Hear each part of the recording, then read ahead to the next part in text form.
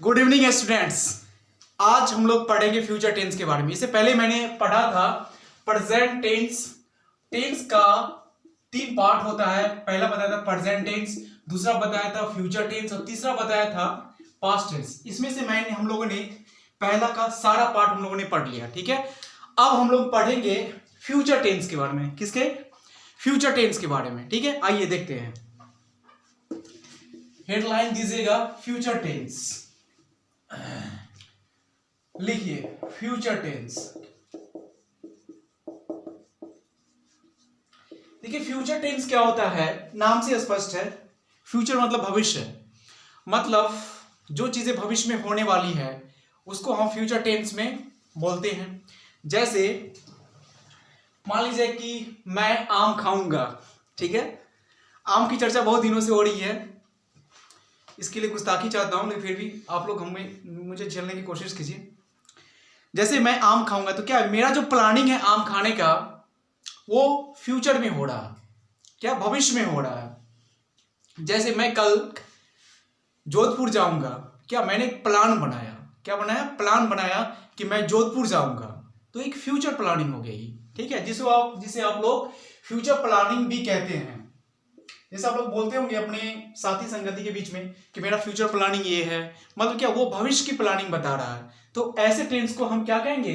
Future tense कहेंगे। ठीक है, फ्यूचर टेंस मतलब जिसमें क्या है कि जिसमें प्लान का जो एक्शन होता है वो फ्यूचर में होता है। ठीक है, तो इसमें इसकी पहचान क्या होती है? क्रिया के अंत में गा, गे, गी इत्यादि, ठीक है, इत्यादि लगा रहता है, इत्यादि लगा रहता है। तो ऐसे टेंस को हम क्या बोलेंगे? ऐसे टेंस को हम फ्यूचर टेंस कहेंगे। ठीक है, इसकी बनावट क्या होती है, आइए मैं इस पे ध्यान देता हूं। इसकी बनावट पे, जिसको स्ट्रक्चर कहते हैं, स्ट्रक्चर। इसकी बनावट होती है सब्जेक्ट प्लस विल या शैल प्लस V1, ठीक है, प्लस ऑब्जेक्ट। ये इसकी क्या होती है? ये इसकी पहचान होती है, इसकी स्ट्रक्चर होती है। ठीक है, सब्जेक्ट, उसके बाद विल लगाएंगे, उसके बाद शैल लगाएंगे, उसके बाद V1 लगाएंगे, उसके पास ऑब्जेक्ट डालेंगे।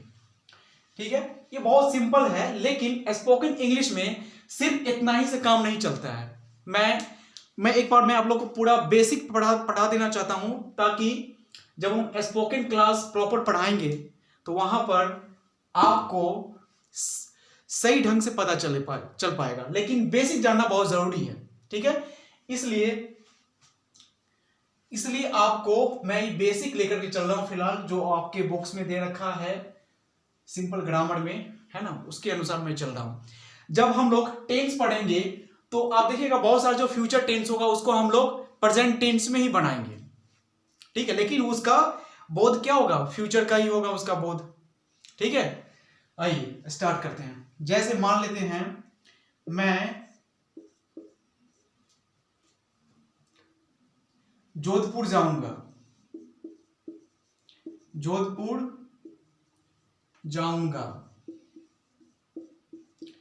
देखिए मैंने आपसे कहा था कि क्रिया के अंत में गा, गे, गी इत्यादि अगर लगा रहे, ठीक है, तो आपका स्ट्रक्चर मैंने बताया था सब्जेक्ट प्लस विल या शैल प्लस V1 प्लस ऑब्जेक्ट।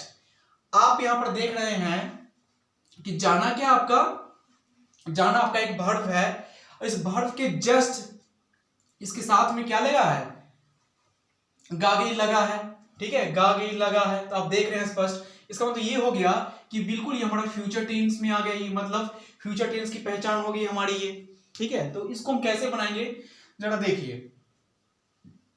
सबसे पहले इसको ब्रेक कर दीजिए ताकि आपको स्पष्ट और आसान लगे दिखने में, इसलिए मैं इसको ब्रेक कर रहा हूं। बार बार हर एक टेंस को बताते वक्त मैंने ब्रेक किया है। देखिए, तो ये सब्जेक्ट लेंगे। पहला क्या है? सब्जेक्ट। तो पहला हमारा सब्जेक्ट क्या हो गया? आई। फर्स्ट ये लेंगे, उसके बाद शैल विल का इस्तेमाल करेंगे। किसका? शैल विल। तो आप जानते हैं कि आई के साथ क्या लगता है? आई के साथ शैल लगता है। आई के साथ ये आपका शैल लगेगा, यू के साथ ये आपका विल लगेगा। ठीक है, इस तरह से हम लोग सब्जेक्ट को देखते हुए हम शैल विल का इस्तेमाल करेंगे। इस शैल विल क्या आपका? ये आपका हेल्पिंग वर्ब है। शैल विल क्या आपका?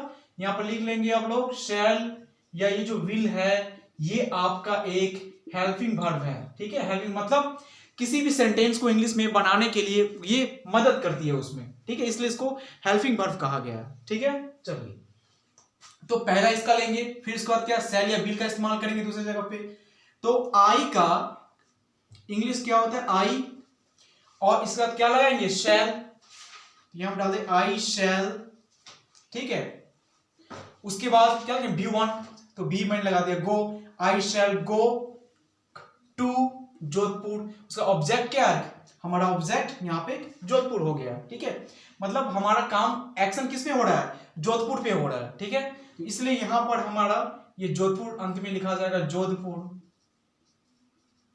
ठीक है, अब सवाल ये है कि सर यहाँ पर मैंने टू क्यों लगाया? इससे पहले भी मैंने बताया था कि टू यहाँ पे लगना बहुत जरूरी है, अन्यथा ये आपका ये सेंटेंस गलत हो जाएगा। जैसे यहां पर अगर मैं ऐसे लिखता आई शैल गो जोधपुर, ठीक है, तो ये सेंटेंस गलत माना जाता है कि टू मतलब क्या? मुझे जोधपुर तक ही जाना है। यहां पर टू का जो सेंस है वो तक के सेंस में क्या है? तक के सेंस में, मतलब मुझे जोधपुर तक जाना है। हालांकि कभी कभी सिर्फ सेंटेंस का मतलब, इसका टू का मतलब सिर्फ तक ही नहीं होता है, इसका मतलब पर भी होता है, से भी होता है। ये अलग अलग सेंटेंस में इसका अलग अलग मतलब होता है। ठीक है, लेकिन यहां पर इसका तक में इस्तेमाल करेंगे। ठीक है, ऐसे इसका मतलब पर में या से में भी होता है। ठीक है, चलिए तो इसका क्या बनेगा? आई शैल गो टू जोधपुर, मैं जोधपुर जाऊंगा। तो क्या ये आपका फ्यूचर में हो गया? लिख लीजिए इसे आप।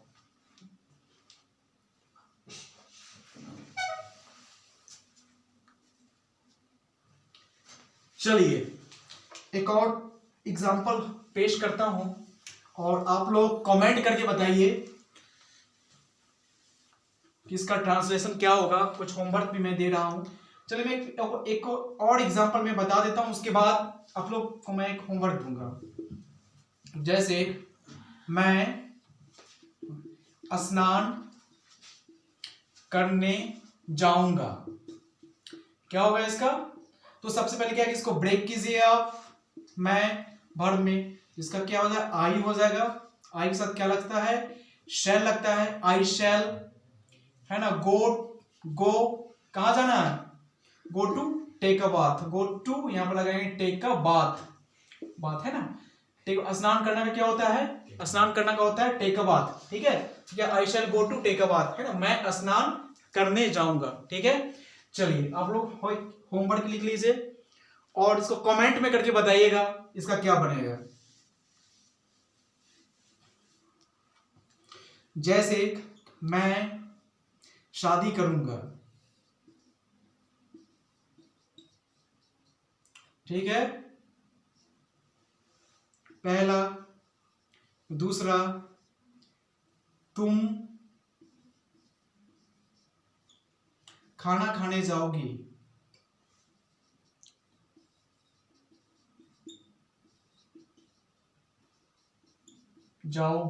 ठीक है, चलिए दो है, ये आपका होमवर्क है। फिर मैं कल बताऊंगा आप लोग को। ठीक है, एक नए वीडियो के साथ।